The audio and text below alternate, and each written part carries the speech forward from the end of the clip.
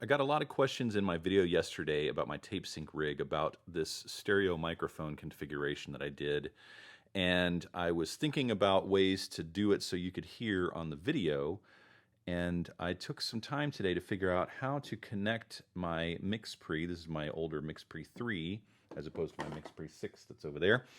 And I figured out how to connect it to my phone with all of this stuff. But let's talk about the stereo mics first. So this will be a two-part video. I want to take the opportunity to talk about signal flow. It's a term that audio engineers use to discuss and understand how the sound travels from my mouth to the microphone, through the cables, into the recorder, and then out through the software, and then back into my ears.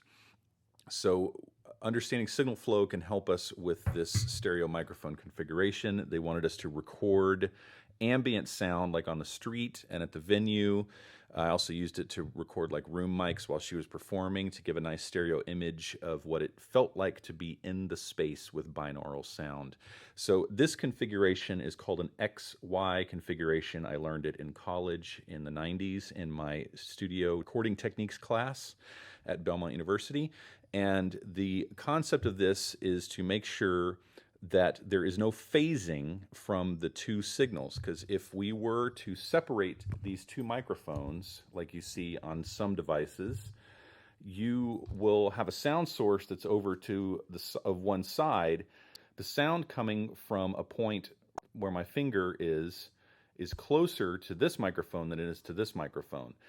That means that when the signal travels down into the recorder, both of those sounds are going to arrive at my ears at the exact same time, but because the sound takes a little bit longer to get to this microphone, it's going to be a little later when I hear it, and that causes this washy, phasey type sound.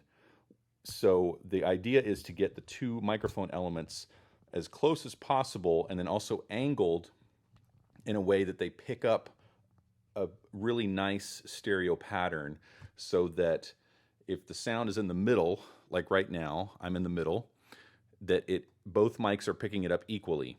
If I move over here to the left microphone, which is aiming towards the left, if you're facing, you the listener are like here.